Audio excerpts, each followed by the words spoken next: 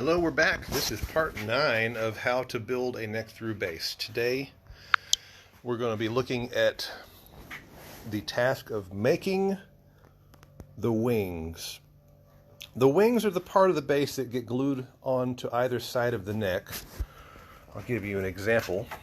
Here's the base that's in oil. That's a wing. That's a wing. That is the neck. We're going to make those. How do we make that look like that? Well, I'll show you.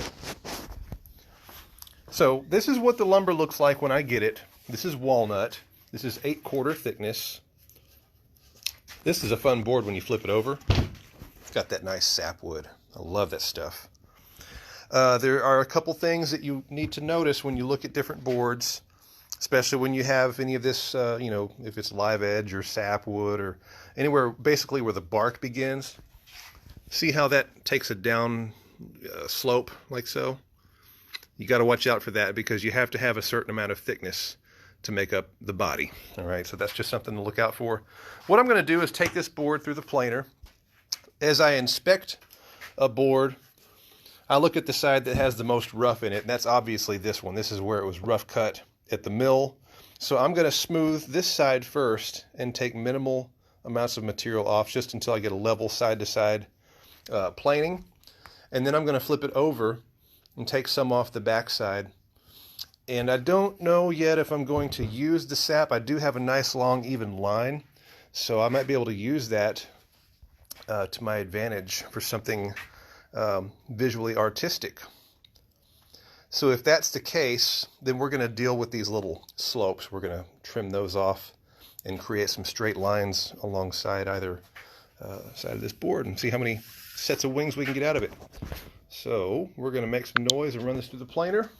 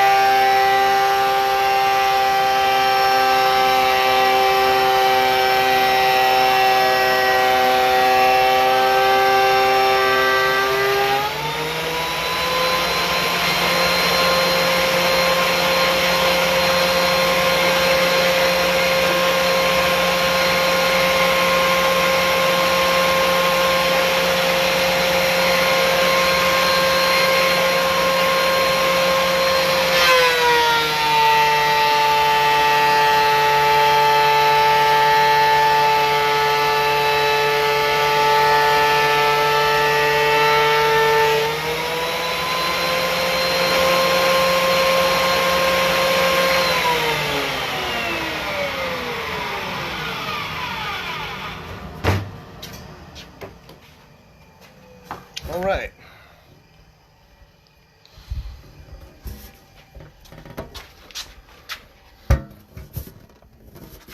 So we have our board now. This is planed to the thickness that I'm going to make the wings to. And I have some decisions to make. I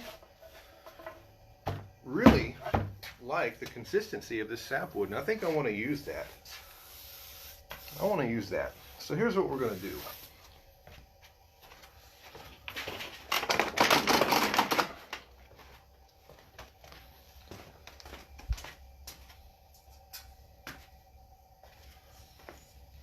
We're going to get rid of these slopes.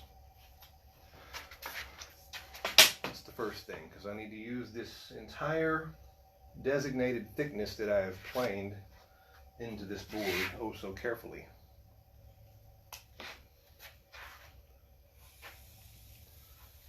And I'm just going to make a nice straight cut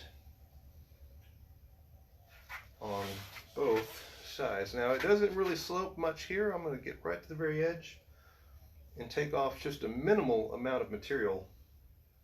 I want to use the most possible. I want maximum yield whenever possible. As expensive as this lumber is, you don't want to waste any of it.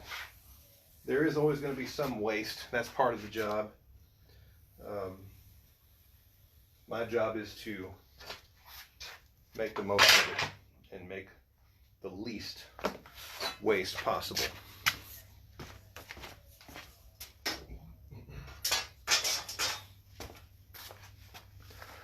All right.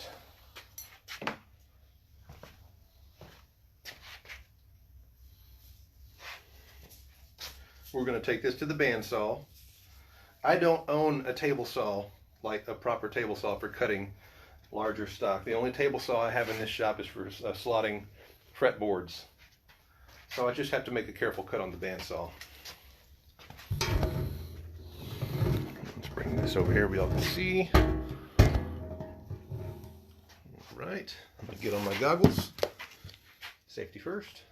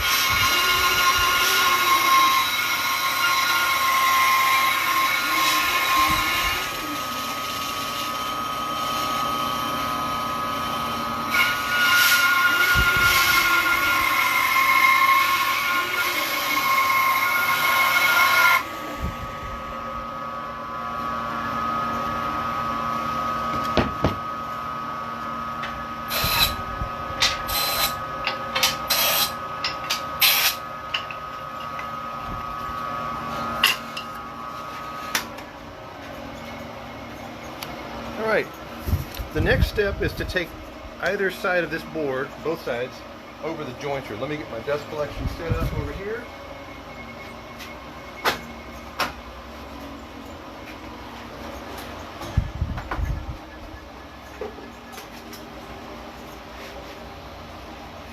And let me move this to where y'all can see what I'm doing.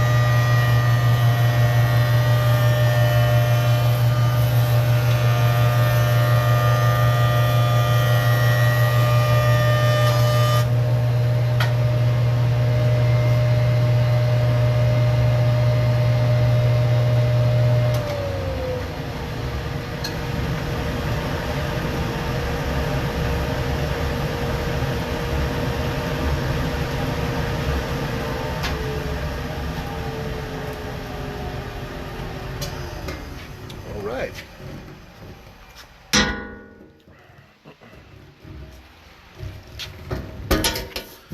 So now we have a beautifully prepped board, machined edges either side, and this is all prep work. We're going to come over here to my main bench.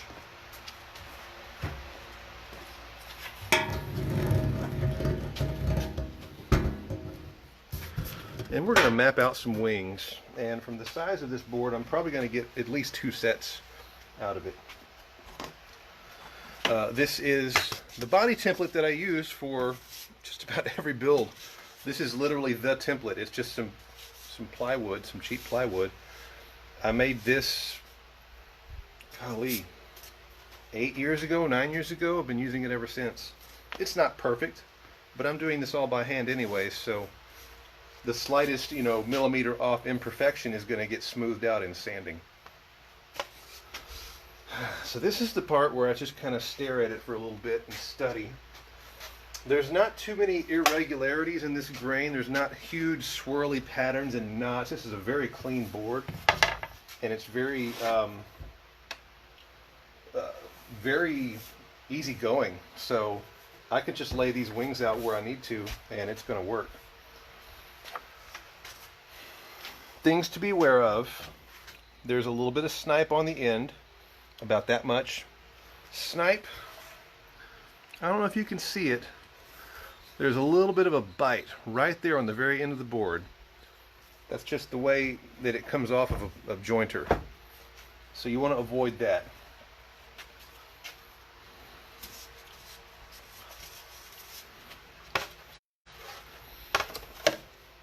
I've got some marks that I've mapped out on this template. And I'm literally going to trace it onto the board. My black Sharpie. If it's a darker chunk of walnut, I'll use a silver Sharpie. Yeah, this is going to be beautiful. Notice I'm not using the entire halfway center line because these are wings. If this were going to be a set neck build, there's a whole different set of steps that I do a body with.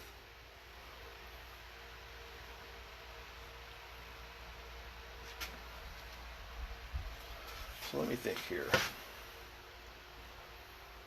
Yeah, that'll work. Yeah, that'll just about work. I think we're going to do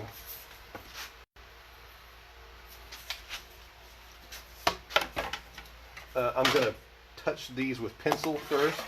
I think I can get 2 sets out of this this board. I just want to be sure.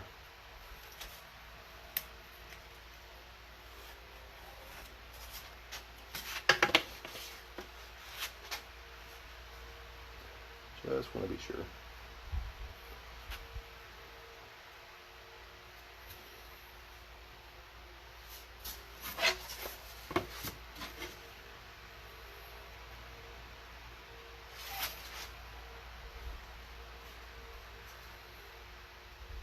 Oh, there it is.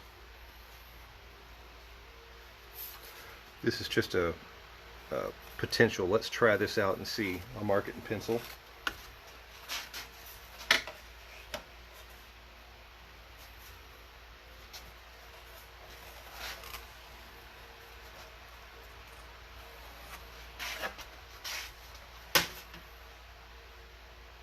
And yes, that will work.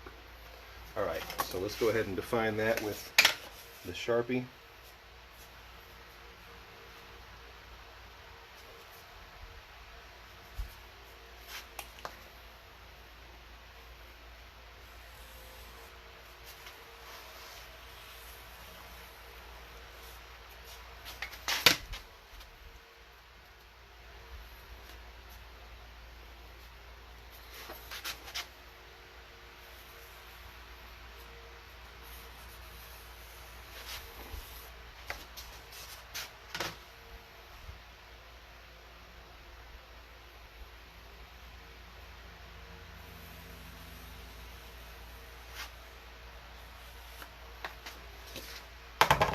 Now I want to keep track of these based upon the side of the board they came from.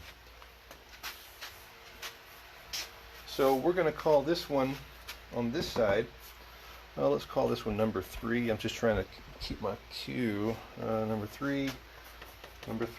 We'll call this one number 4.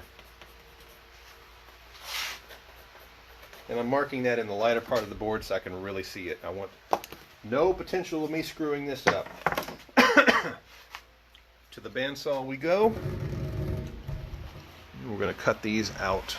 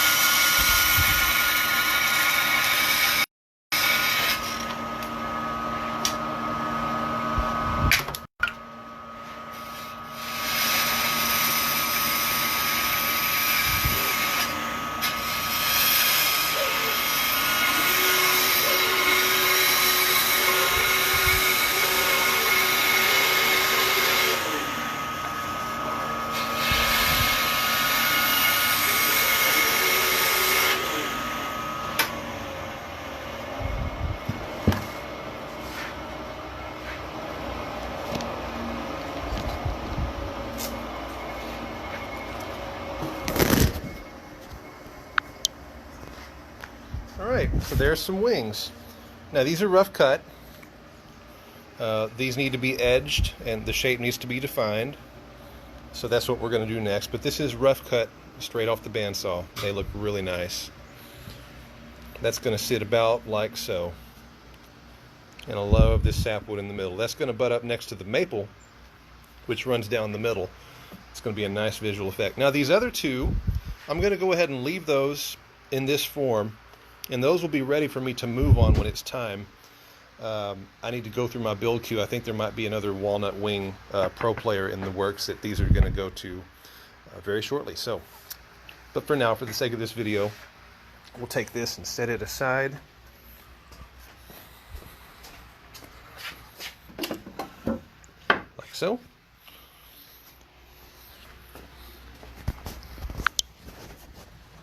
All right, I'm going to move around just a little bit.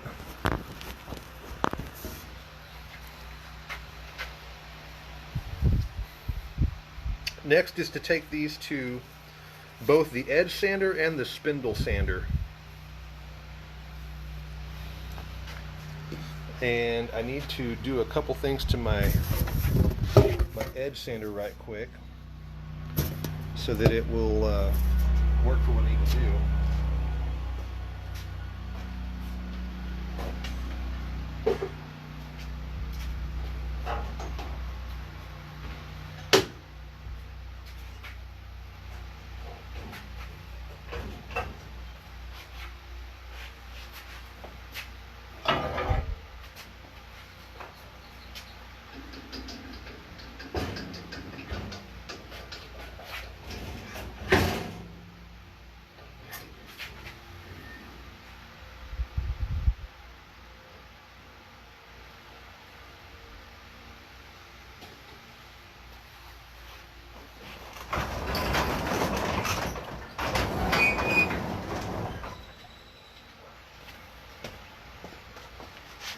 Okay.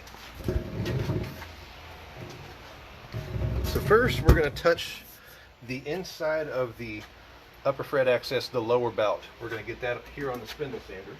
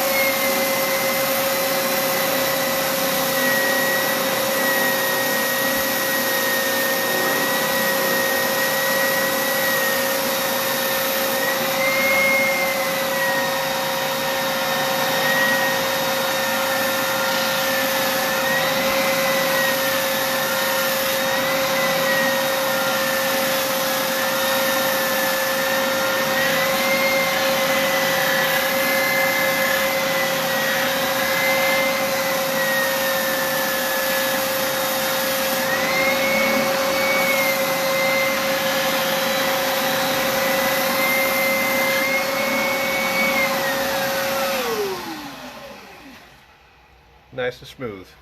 All right, everything else I'm going to do on the edge sander.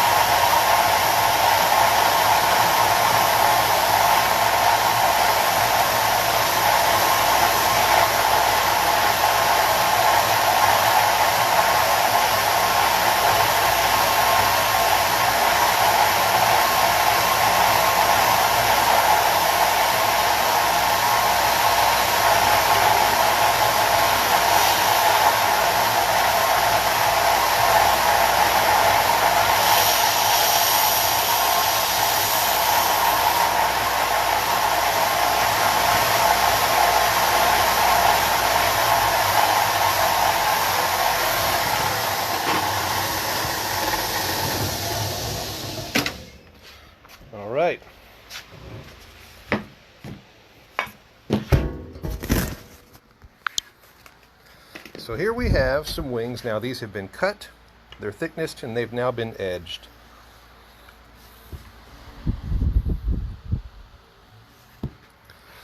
And I try and be as precise as I can, of course, because I've got clamping cauls that eventually are going to fit along these edges. So this shape has to be as consistent as possible. We're now going to take these over to the routing table, and we're going to round over the front edge only. All right? There's a reason I only do the front edge.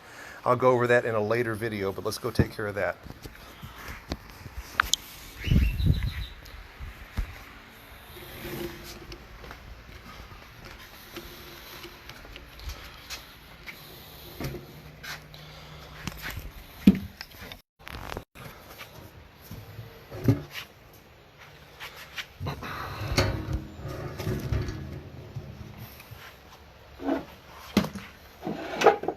So when I do this,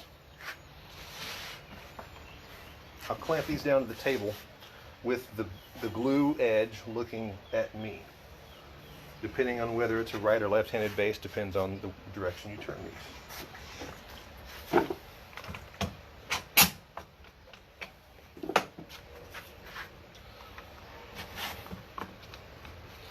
Just like that. And we're going to use our roundover bit on this router.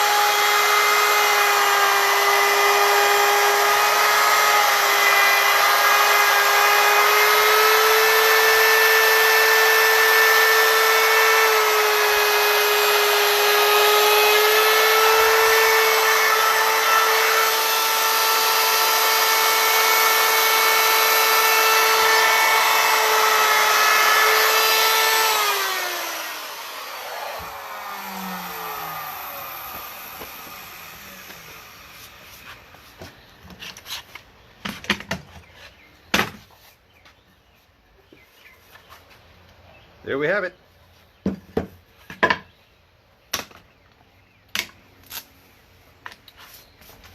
All right, so that's how I make wings. These are ready to go.